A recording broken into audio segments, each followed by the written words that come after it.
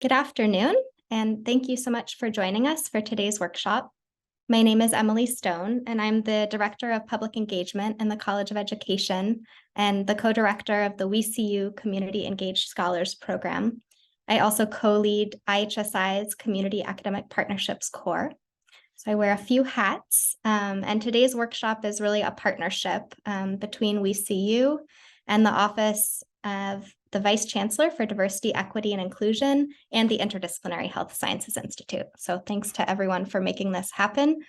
And before I introduce our workshop facilitators, I just wanted to take the opportunity to briefly share some of the offerings that we have through the WeCU program that might benefit some of you as instructors or TAs of service learning classes here at the University of Illinois campus. So some of the things that we can do that might help or benefit you.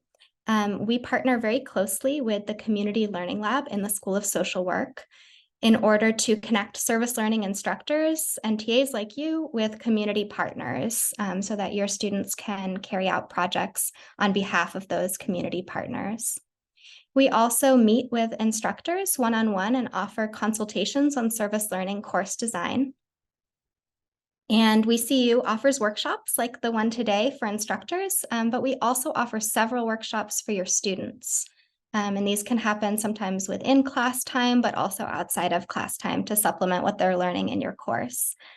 So we offer an anti-racism training for students, a resume workshop for integrating service experiences into their resumes, and importantly, a service orientation that kind of sets the stage for everything that they'll do during their service experience.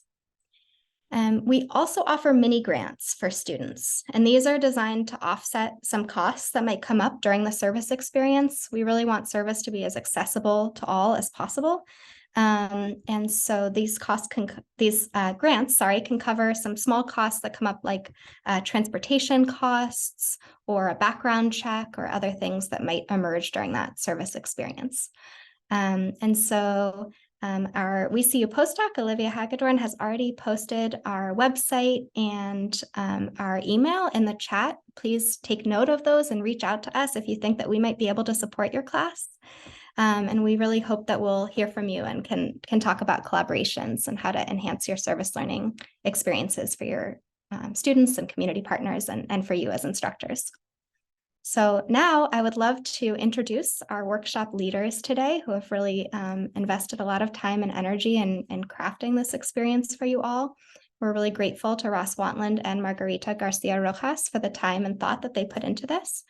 Ross Wantland is the Director of Curriculum Development and Education in the Office of the Vice Chancellor for Diversity, Equity, and Inclusion here on our University of Illinois campus.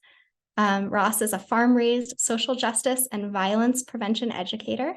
He received his master's in education and educational policy studies and BS in psychology with a minor in women's studies, all at the University of Illinois.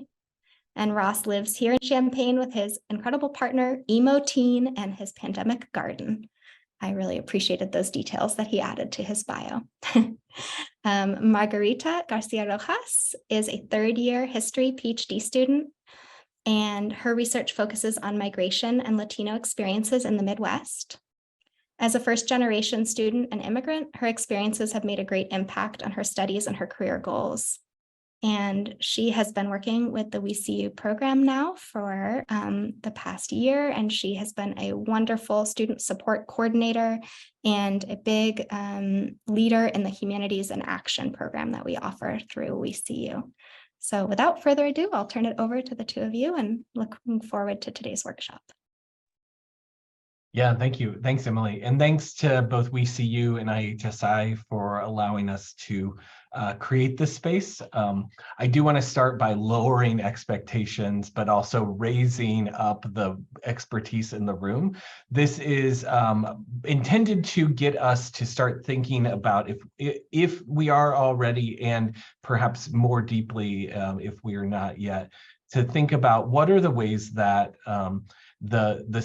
the service learning spaces we create might be unintentionally replicating dynamics of racism, and what might that look like.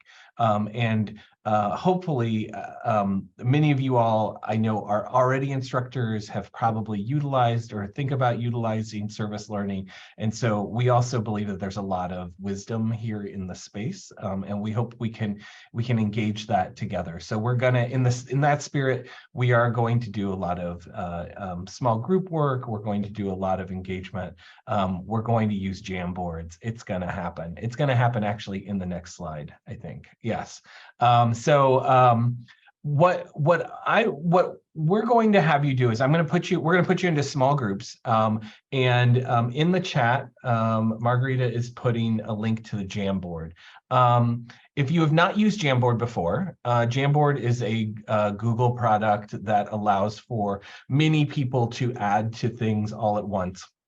We are still below the number of people that can at one point access a Jamboard. And on the very first slide, you'll see at the very top there are there's like a little rectangle and it says 1-4, 1/4, 2/4. That's how many slides you're on. At this first slide says, what's one thing you do to ensure that your service learning experiences promote equity? And that's the question I'm going to turn to you all in small groups to talk a little bit about. We're going to give you 4 or 5 minutes in your small groups, and we'll give you, we'll let you know when those are coming to a close. So I'm going to create that right now, and I'm going to send you into your small groups, and oops, that question that's on the Jamboard is what you're going to answer. Okay. Any questions? All right. We'll see you back soon. As you started to talk, what were I wonder if a few people would share what were some of the big things that came up for you in terms of like what you choose to do in thinking about equity in terms of your service learning. You don't have to share out everything, but what were some major ideas that came up for you?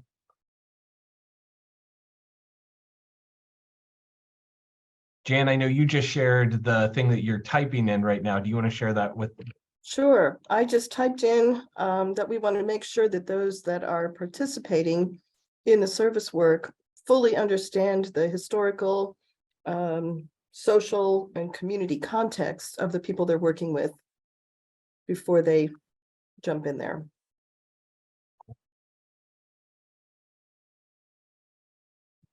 What else? Somebody else want to jump in and share something that came up in your group?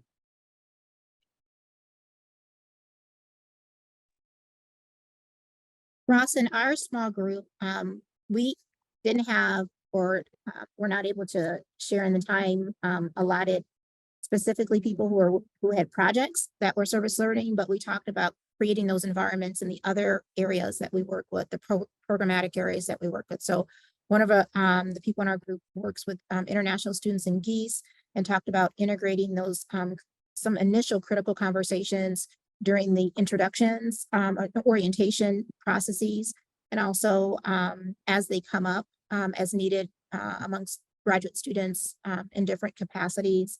I talked briefly about working with my student staff, but also about the ILC programs that I work with, and then just letting students know that they have a safe and a free person to come to and a space and in which to dialogue. So that's not necessarily being the creator of all, being the person who's resolving everything, but creating a space and a personhood and a resourceful person or advocate for students. That's important as well. Yeah. Yeah, I appreciate I appreciate everything that you all are coming up with, partially because it's maybe reflected in some of the later slides. It's maybe really similar to things that we also generated and are thinking about, and including like what you're talking about, Lori, like what's the container you provide for continued conversation. And I think what you and Jan are both saying, what's the context, what's the sort of initial conversations you have so people can begin to have the harder conversations or the more complex conversations. So I've already talked a little bit about our goals. We don't, I'll speak for myself. I'll use an I statement. I don't think service learning is evil. I don't think service learning is always the greatest. So I think we can sort of hold on to that duality there, and think about if we're thinking about a system of racism that doesn't rely on people intentionally knowing or doing things that they claim to be racist when they do them, how else might we think about this? Might we think about these patterns and ways we play into it or challenge it? Our assumptions are also that these forms harm our communities, whether we're talking about racism or anti-Semitism or ableism or classism, and that we each have a role and responsibility. There are lots of barriers to this convo. I'll just kind of point a few out rather than spend our time generating these. Sometimes this is hard to talk about because we've been on the folks have been on the receiving end of this stuff, have encountered conversations that were targeting them or were targeting people like them in some ways. That also, these things are hard because these stories are not immediately realized sometimes, that they can be hidden. They can be sort of counter narratives that we have to pull out in some way. Sometimes folks are reluctant because it's seen as not polite to actually talk about race in some ways. And so that's sort of a race evasion kind of approach. And we might not know how to have these conversations. So for our purposes here, we're going to say, we want folks to try on ideas, to listen deeply to one another, to understand, and that as things come up, as we need to talk about it, as we can talk about it, all we ask is that folks come to this with the intention to understand these issues deeper, and to come at these together. I'm going to turn it over to Margarita to help us define some of these things. Hi, everyone. So I'll be talking a little bit about definitions. So we'll start off with racism. To start off, racism can be individual, but also systematic. And a very simple equation to define racism is that racism is the consequence of racial prejudice and power, where prejudice being a set of discriminatory attitudes based on assumptions derived from perceptions about race, while power can be described as the ability to influence others in addition to access to resources. Racism is top-down and hierarchical and a system of oppression. And in order to really get to the core of anti-racism education, there has to be an acknowledgement of these systemic and institutional processes. So next slide. So one of those being structural racism, and this really falls under the umbrella of systemic racism and can be defined as a system in which public policies, institutional practices, cultural representations, and other norms work in various and often reinforcing ways to perpetuate inequity.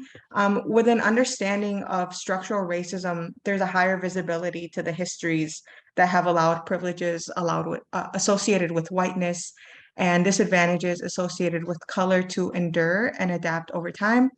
Structural racism is exemplified in cultural values in a society that are so ingrained in daily life that they're often just seen as the way things are. And this often takes place through policies, rules, and norms. Next slide, please. So for some historical examples, that could be the forcible internment of Japanese Americans, the removal of American Indian children from their families up until 1978. And something that usually happens when you bring up these historic examples is that the first comment is usually one of defense, being that happened so long ago, that's not how our society is anymore, that's history, right? But the leftover attitudes of those policies are still very much there. And those are very explicit examples of structural racism, but this also manifests in things like in places like education. So marginalized communities kind of being peppered into course content instead of being central.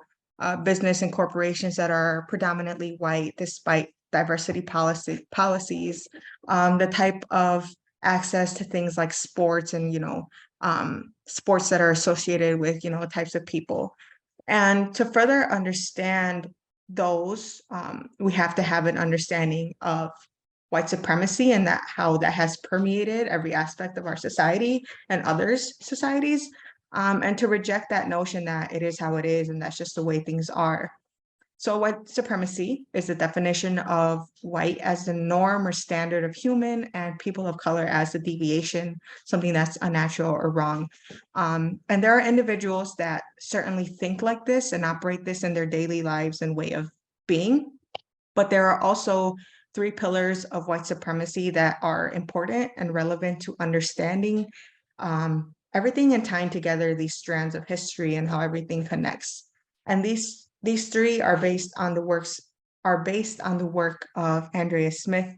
The first being slavery and capitalism, which renders an individual as property. Genocide and colonialism, where some groups are framed as a present absence who must be disappearing. And Orientalism, which defines the West as superior compared to exotic and inferior groups who are constantly perpetuated as a foreign threat to our way of life. So a really good resource and must read is Eduardo Bonilla Silva's book, Racism Without Racists. And this book posits the notion that racism continues whether or not the individual intends to be racist, and that the structures of racism and other forms of oppression, they don't need to be explicitly evil to harm people of color. As I mentioned before in the past couple slides, in contrast to the explicit examples of racist policies throughout history, there are day-to-day structures and ways of life that are harmful to people of color and exclusionary to different people. And in the end, racism is supposed to look like the status quo, which keeps it going. So intent, and does intent matter? This is a really great quote from Paul Gorski about the impact of unintentional racism and intentional racism. And unintentional racism is not always determined by whether an individual possesses prejudice, beliefs, or attitudes. And it can take many different forms. And it takes a lot of honesty and self-reflection to get to the root of that problem. And it isn't something that changes overnight. So the very fact that you're here shows like the willingness to learn and step outside of your positions and ways to understand how racism can be omnipresent and what is possible to change that. I think, is this me? Yeah. Okay.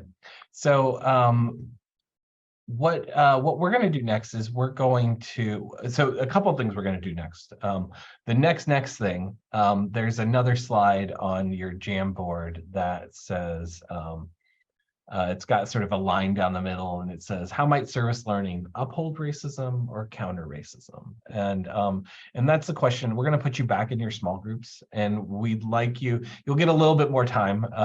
We're actually going to give you like 7 minutes, 8 minutes together. And I'll give you a 2-minute warning before I close the room. But I'd like you as a group to start thinking about what are the ways that that service learning and as Margarita and I were talking, we can imagine lots of answers on either side, and I want to hear you all think about sort of, as you think about the projects that you're engaged with, the work that you're doing, what does that look like and what might be happening? What could that look like? And come up with 3 major insights or so and add them into this slide on whichever is the relevant side to it. Any questions before I open up the breakout rooms? All right, open in the rooms, go. Lots of good things. Because we have a guest who's here that I want to make sure we have time to share. You know, and in the small group I was in, we were talking a little bit about, yes, that these experiences may provide a window into community or into experiences that participants may not have otherwise, that there is new relationships and new knowledge, perhaps new understanding and empathy and meaning made. There's more narratives that folks have than to kind of understand and explain and know how and why things happen in the world around us. And again, folks talked about like, here's some strategies that we might use to minimize this. And then I think these are things that you all brought up in the earlier time as stuff you work to challenge, but also I think came in here. So some of the things that we think a lot about is how is this a sense of paternalism, or I was talking to a colleague of mine who grew up in a place that missionaries really love to come to for some reason. And she talked about this, the similarities between the academic civilizing of communities and the ways in which the problem gets defined by the academia as similar to this feeling of this sort of missionary coming in and saying you're wrong and you need to change in these ways. So what are the ways we do that around health issues or things like that? So we centering the dominant voices, centering the voice of the academy in this case, and the power of the institution, exploiting labor of our communities of color, not compensating or recognizing or acknowledging that labor.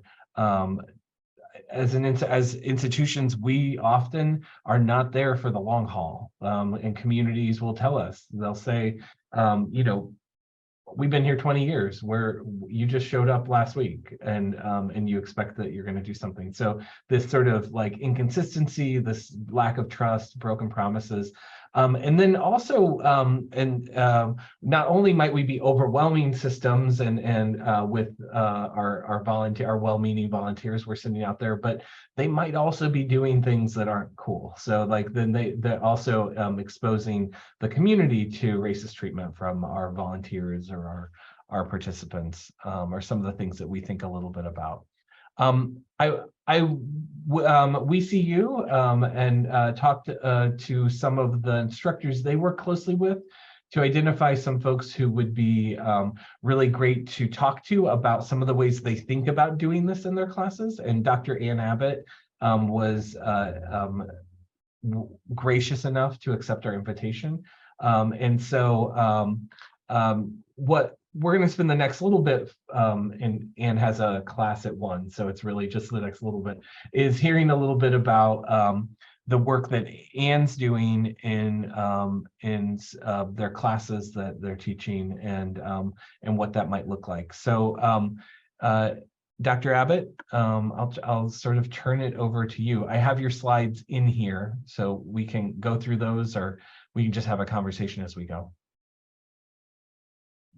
If you could share my slides, that'd be great, Ross. And I see so many familiar faces here. I'm glad to be in this community with you. And thank you for inviting me to this. And I thought today I would just talk about one service learning course that I teach, and that's the Spanish in the Community course.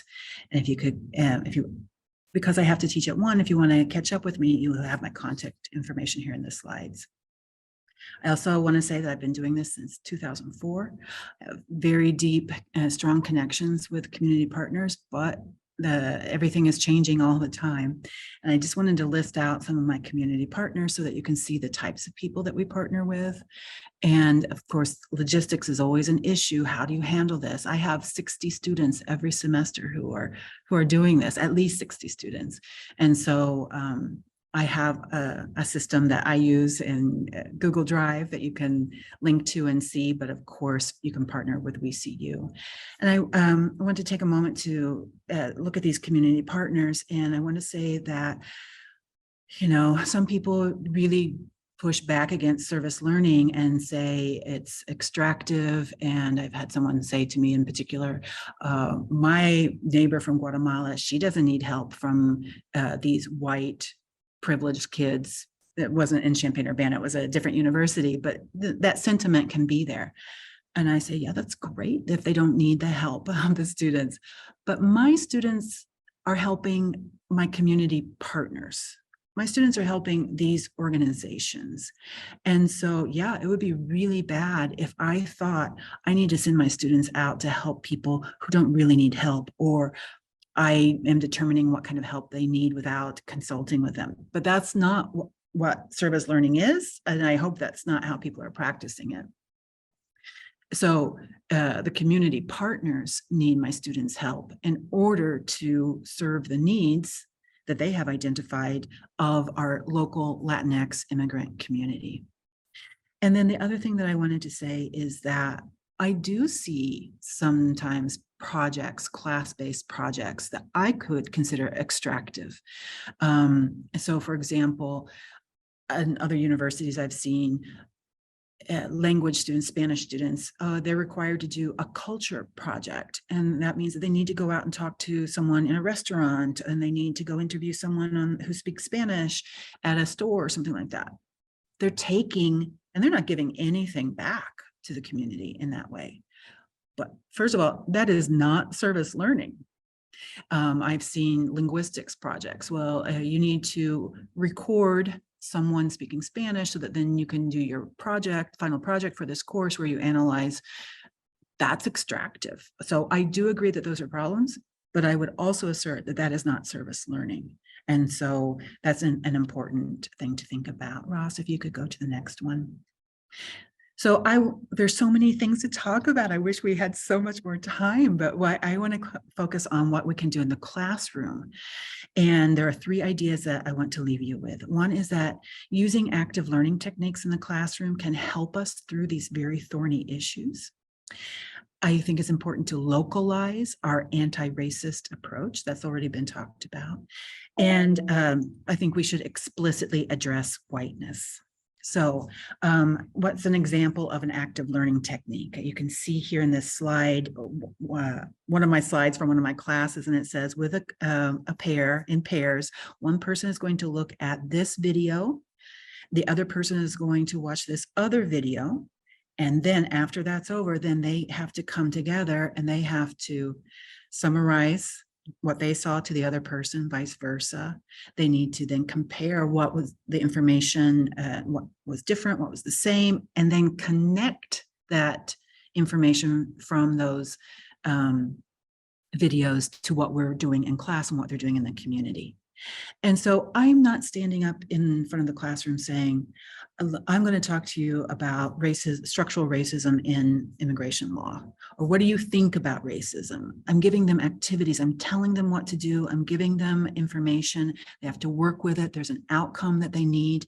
And I'm not saying that that's going to guarantee that you won't have pushback, and especially our faculty and graduate students who are people of color themselves.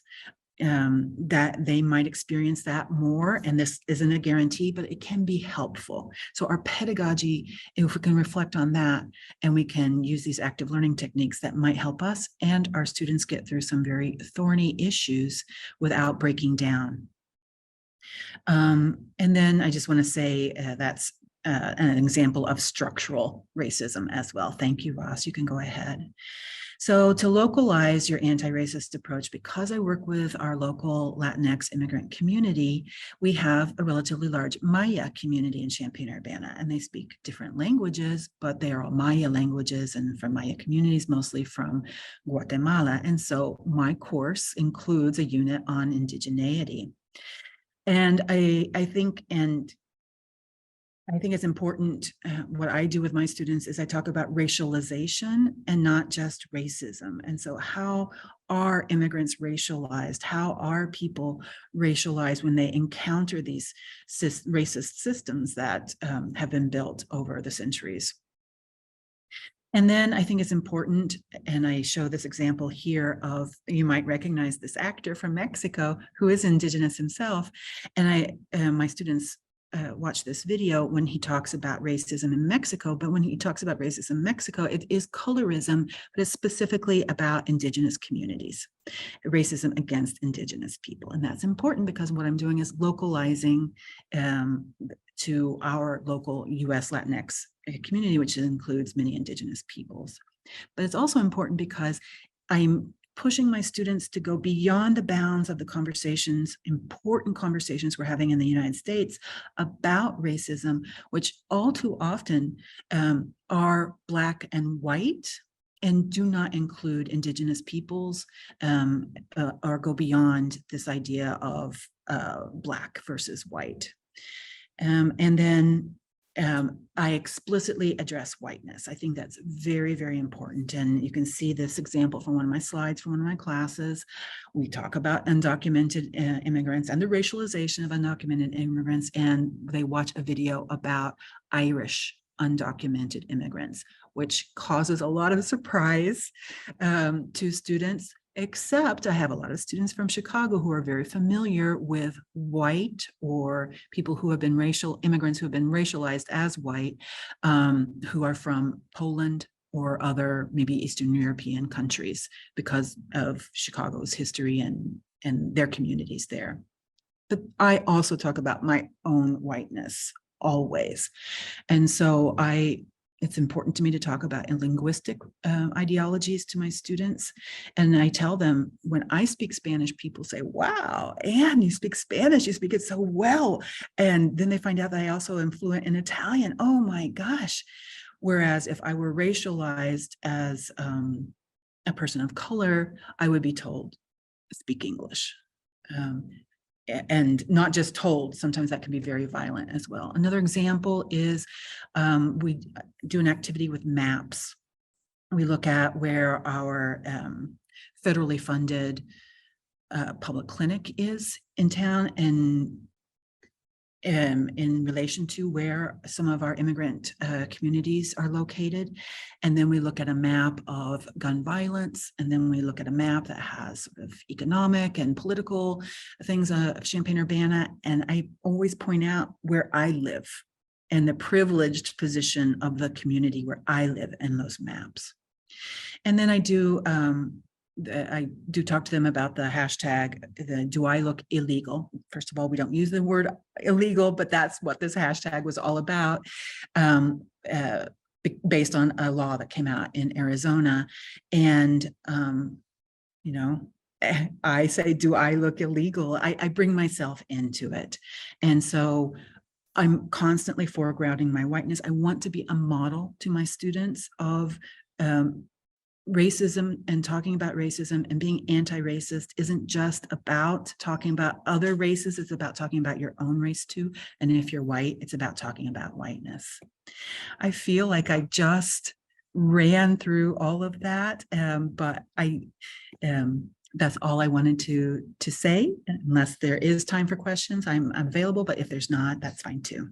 We have time for one or two questions if you have time. I don't know if anyone has questions about anything that Dr. Abbott has shared.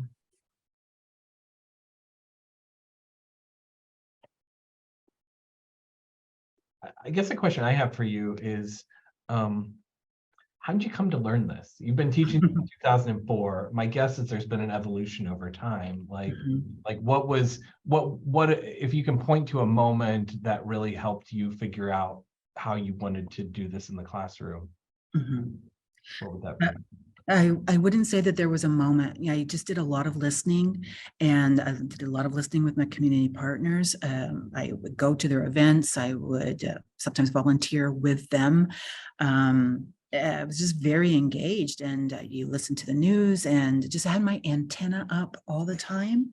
And I knew that it was important not to just shove information at students, but rather to, in my case, because I teach in Spanish, to take that information and to shape it into activities so that they can engage deeply with information, do something with it, come to conclusions, and not just, be me talking and then listening.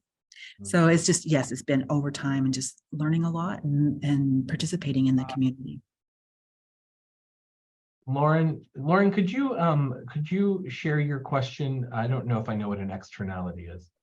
Sure. So I guess it just means any unintended consequence or unintended result from your service learning projects. Like if you have ever had, something go wrong, or a community partner come to you and say, this isn't working out, or the student did XYZ inappropriately? Like, just how have you handled any kind of difficult situations, if any have arisen?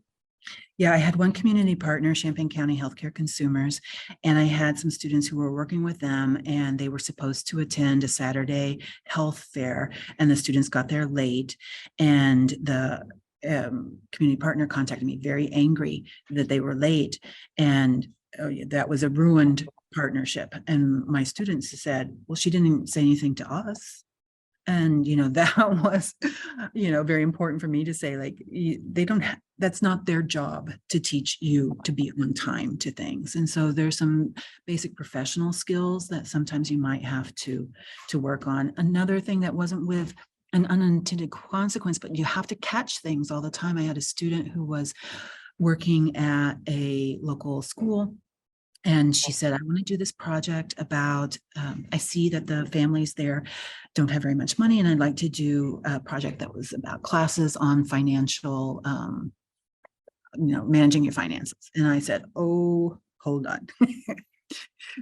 These people can teach us about managing finances because they are working low-wage jobs and sending money back home to their families and their country of origin and saving money for all kinds of things. If they don't have money, it's not because they don't know how to manage their money, it's because they're in low-paying jobs. And so that's just another example of how you have to constantly be trying to catch things.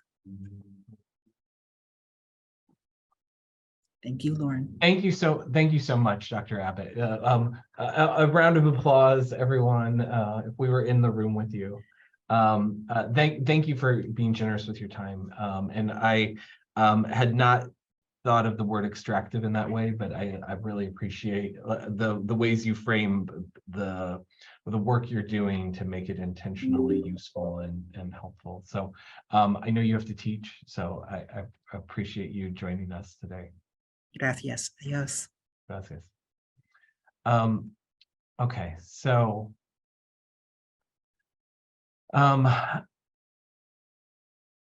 looking at, I wonder if anybody has any quick kind of like thoughts or reactions to what you heard Dr. Abbott share.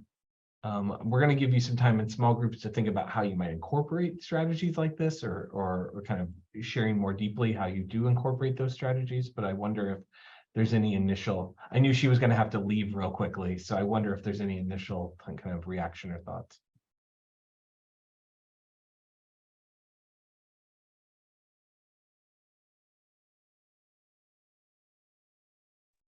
Some of the things that and something that is not on here that I really appreciated that Dr. Abbott brings up is being intentional about whiteness, and it makes me think that some of what we have to do is help our students have a framework to understand what it is they're encountering, and how they fit, what their positionality is within that, in understanding where their privileges and their assumptions might come into play, but thinking about what is the goal that we're trying to reach, and how do we make sure that that's not extractive, that's not exploitative. Developing these partnerships with community organizations and leaders, and something I've heard both from Dr. Abbott and several different places and resources is showing up in times and ways that's not just about when I need something, but showing up consistently, being a true partner, not just being there to try and extract something from that community. We've also heard folks talk about the necessity for avenues for communication, both between yourself and the students in the learning process, between yourself and the community partners, perhaps facilitating between the community partners and the students, just so you're aware when things are coming up and that you're able to address that, because as Dr. Abbott said, that things can easily create severed relationships there. And so what are the ways that we are respectful and on top of that? Preparing students for the experience, again, is something you all have talked about a number of times in ways. What are the ways that we have early conversations, provide historical context, and to understand the community, to understand the issues that they might be encountering, to understand the complex histories that might be present in these spaces, and also equipping them with the skills to be able to reflect, because that's that last part that's really necessary. As you all might, you might be familiar with contact theory, the idea that if you put people in a space with folks unlike them, that the contact theory initially says, oh, we'll reduce stereotypes and prejudices if people are together. And what ends up happening is that if folks don't have appreciative relationships with the individuals and communities that they're plugged into, they can walk away with even more robust stereotypes because they don't have a way to make meaning of what they're experiencing and what they're seeing. And so how do we providing reflective opportunities and room for feedback and growth, and to provide the individuals with feedback on how they were encountered and how they're encountering their communities around them. I'm going to turn it over to Margarita to help us with our last section. Thank you, Russ. So I think, as we've heard, and I think we're all pretty aware now, service learning really depends on a relationship that is collaborative, where there's continued communication. But sometimes things arise, maybe it's not our fault, maybe it's unintentional, where service learning can become transactional and extractive. And this often leaves the community partners in the backdrop. And as the priority shifts to students or personal research goals and advancement of careers. So in small groups, I would like to invite you guys to discuss strategies that you could incorporate into your future service learning that address exploitation and making sure there's practice of collaboration and communication that really centers the community in your work. And this can look like, the design of the class, communication and preparation of students, etc. But also in slide 4 of the Jamboard, there's space to talk about any barriers or challenges that can keep you from implementing that, whether at the institutional or local level, whatever is unique to your situation. So Ross can break us out into breakout rooms. And maybe I would give us a little bit more time than before, since there's kind of 2 questions, and then with a 2-minute warning. Yeah, so in the chat, or if you want to speak out, if anyone would like to share about some of the things they talked about of strategies that would be useful, anything you gauged from Dr. Abbott's presentation, and then maybe talking about the resources you would need to put these strategies into place and how to overcome these.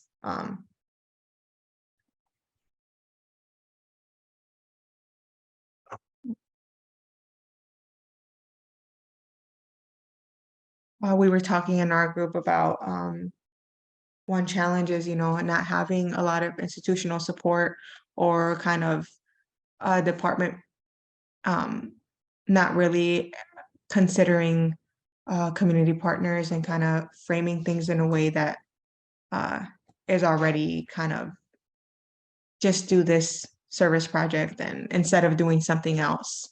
So there's really no thought given to it.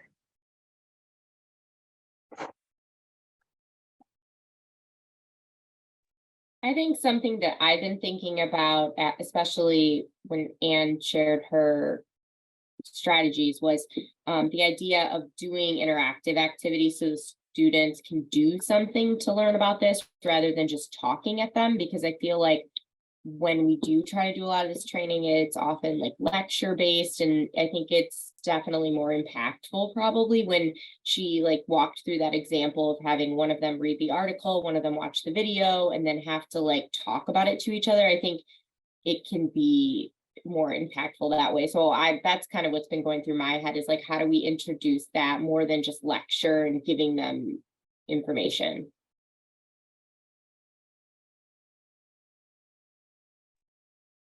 I had mentioned in our group that I lead study abroad programs, service learning trips to Cape Town, South Africa. You guys that don't know me have been doing it for many years. One of the things that I like to do in my pre-departure course is have previous students who have sometimes even learned the hard way, I guess, learned by making mistakes and learning, help by leading a workshop on privilege. And then there's one on ethics in service work that we do. And that is based on some of the previous experiences. We have scenarios, we break up into groups and sort of solve these difficult scenarios that some of them are from sort of local experiences and some are from experiences abroad. And then discuss those. But I think the key to it is that everything Anne said resonated with me. I have to be careful that I don't just go and lecture to them. As you know, I'm acutely aware of my age and my whiteness when I do this, and having previous students engaged in doing that really breaks down the willingness of my current students to learn more. The only barrier I find is I wish we had more time to do these kinds of things before we go abroad, because the time in a pre-departure course, and I would grant that anything that you guys are doing, the time you have to really acclimate people and go through these processes is hard to squeeze in. Another thing I do is have the students journal, and it can't just be a list of what we did today. It has to get down into feelings. And I respond on Canvas to every one of those journal entries so that I'm having this person-to-person conversation. Sometimes I ask them to bring those questions or those comments up if they're willing to, but it helps me keep tabs on how they are feeling about it, what they're learning, if the privilege is still kicking in, and when they start to actually begin to view from a new lens, from a new society, from their purpose, the agency that they're working with from that particular lens, and see the needs of the people there, not just what they intended to do when they went to save, right?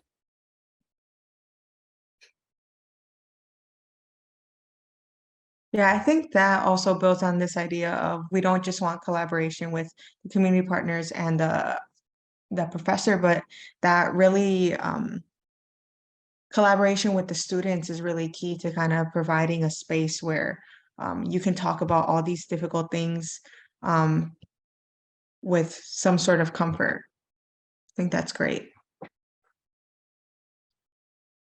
One of the things that came up in my group discussion was that we really appreciated how Anne laid a lot of groundwork when setting up her students before her students ever even met with their community partners, in terms of just giving her students knowledge and language that they can use, offering them concrete examples using active learning techniques, what everyone said. And that a barrier to doing that is that, one, it takes a lot of time, it takes a lot of effort, and it's not always appreciated by the institutions.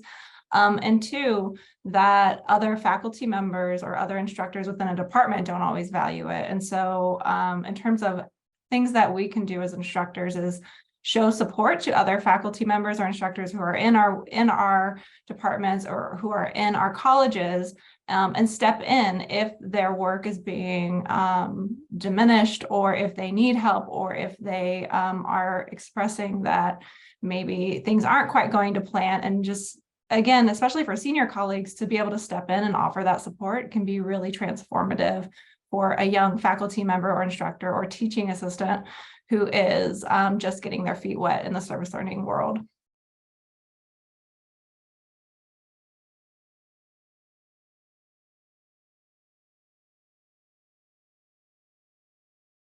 So if anyone wants to share something else, if not, I can move on to the last slide. That way we have room for some questions and comments in the end.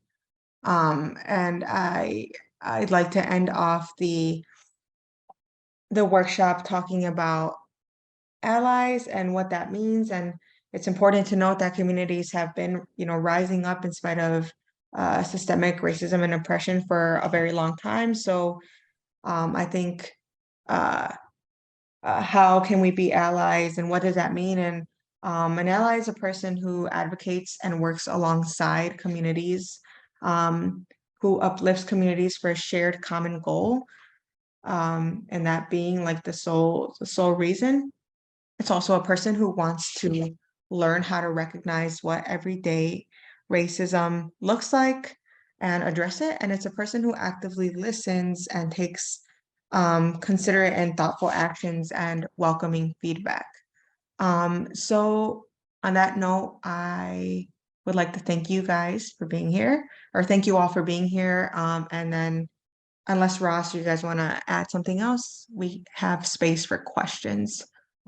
You know, one other thing that I've been thinking about that I don't know that we said exactly in here, but I in talking with a few different folks about these examples, they talked about what it means to show up with community partners, and maybe it's a whole other conversation to think about what relationship building and the sort of longevity of relationship building looks like.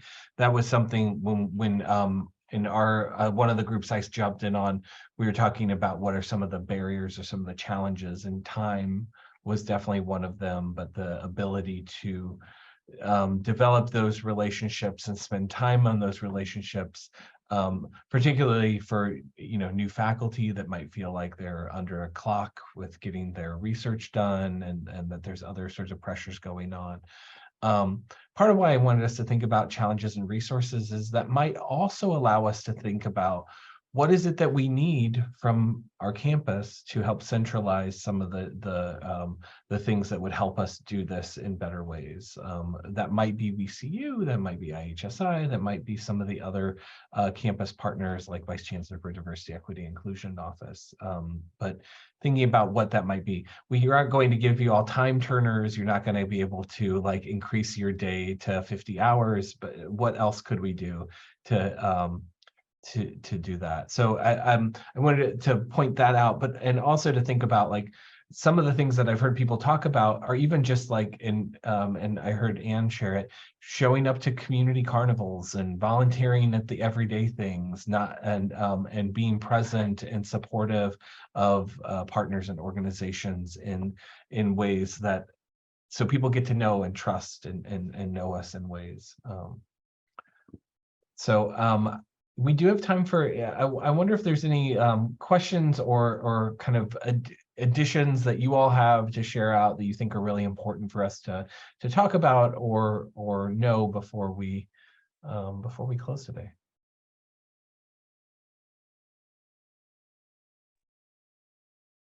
I would just love to draw everyone's attention to the chat for a moment. There is a similar workshop next week for students hosted by Ross and Margarita, and we'd love for your students to attend. We'll send out an email just after this with the information if you want to forward it onwards, but we'd love to engage your students in this conversation as well.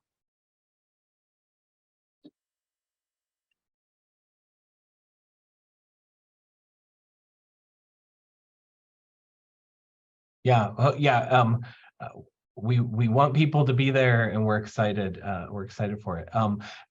I do want to show you that there's our emails and such, along with a little link to a survey that if you could fill out to think about both how this session was, what are other sessions related to it that you might be interested in.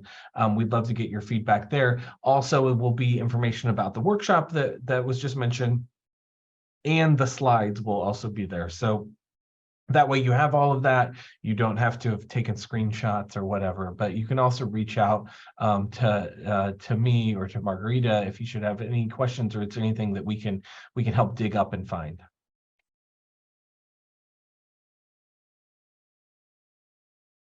Cool. Margarita, any last thoughts or? No, I'd just like to say thank you guys for your willingness to talk and be open and share about your experiences. Great. You all have a lovely rest of your day, and yeah, happy spring. Thank you so much, Ross and Margarita. Thank you. Thank you.